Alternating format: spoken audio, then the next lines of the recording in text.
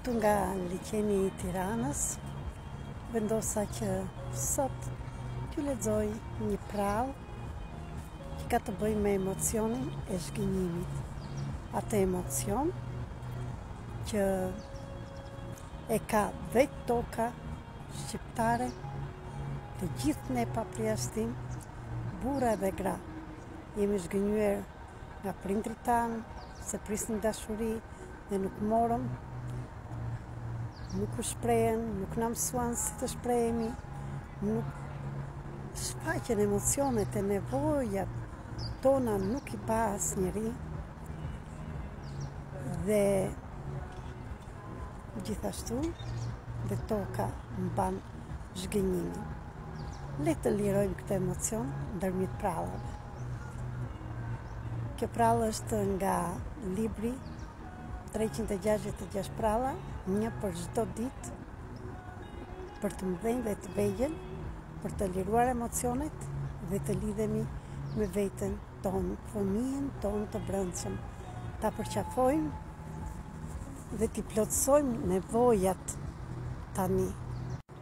Dhe më që jam këtu, do t'ju tregoj këtë pamje e bukur të liçenit, dhe si peshk që jam, më pëlqejnë gjithmonë vendet në natyrë që kanë dhe ujë dhe pemë.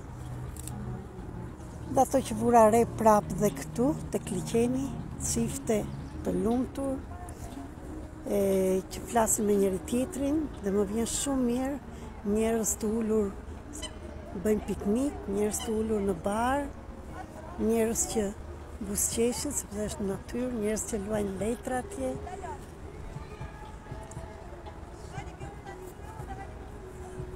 Ja të shikojmë dhe prallën. Pralla e zhgënjimit që ulej pranë dritës.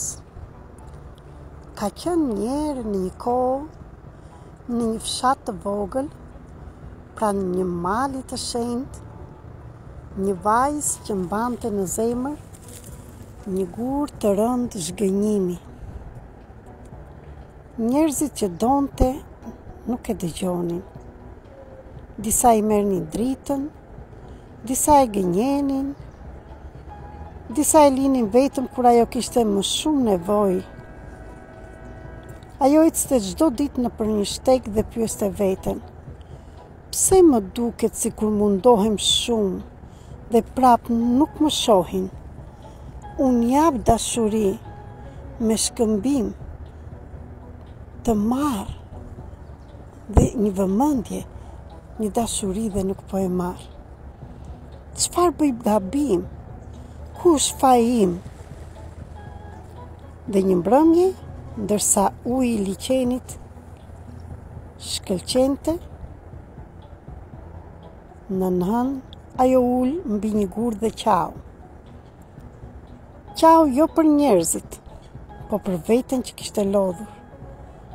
Në atë moment, një zë I butë foli pranë saj. Unë jam zhgënjimi. Mos ki frik nga unë.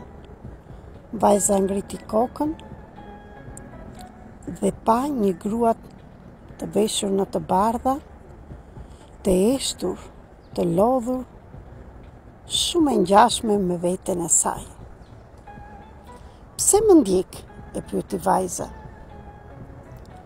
Zhgënjimi buzëqeshi lehtë dhe I tha: sepse ti je vetmja që më sheh. Unë nuk jam dënim.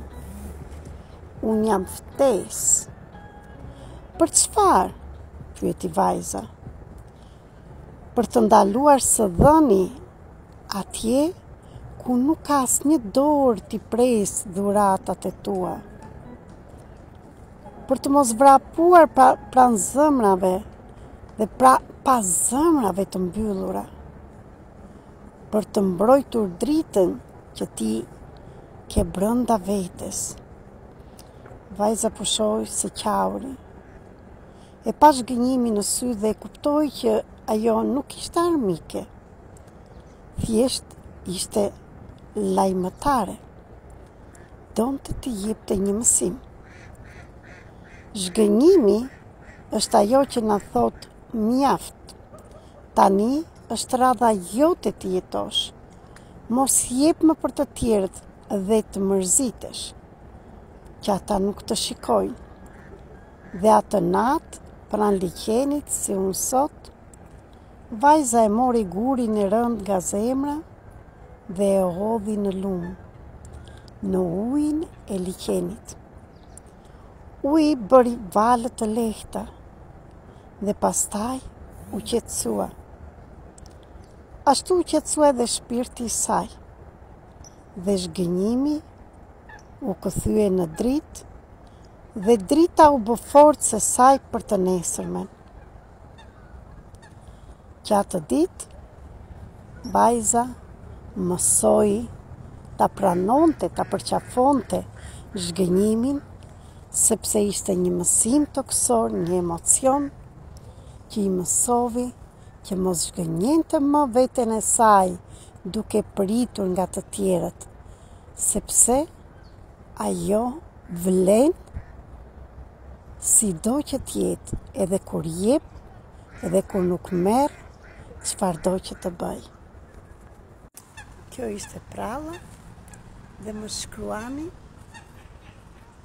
a ju pëlqeu, në qoftë se dhe ju jeni zhgënjyer nga jeta, nga njerëzit dhe nga njerëzit më të dashur të familjes tuaj, nëna, babai, motra, vllai, partneri, dhe a je ndjerë dhe ti si vajza e vogël, por mos harro që zhgënjimi është për të mësuar dhe për të kthyer tek vetja, për t'i dhënë dashuri vetes tënde.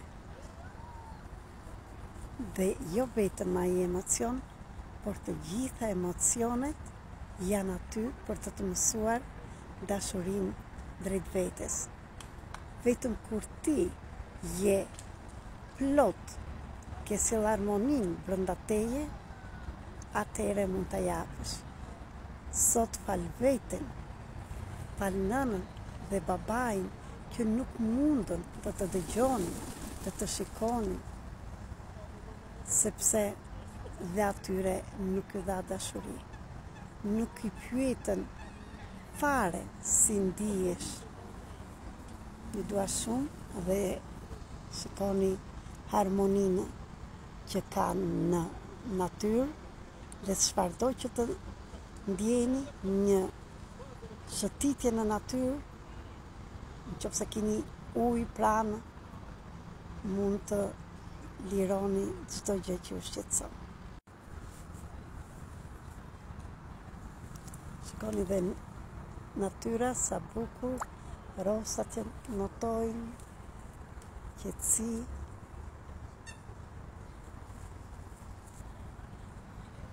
Harmoni, guzat të tjerë, rosat, gjithë shka. Jeta është e bukur, për kur ne fillojmë të jetojmë dhe jo të mbijetojmë. Ju dua shumë dhe më shkruani a ju pëlqevi pralla dhe a do ishtë edhe ju një nga ata që do dëshironi ta kishit këtë libër me 366 pralla për lirimin e emocioneve tuaja. Ju dua shumë.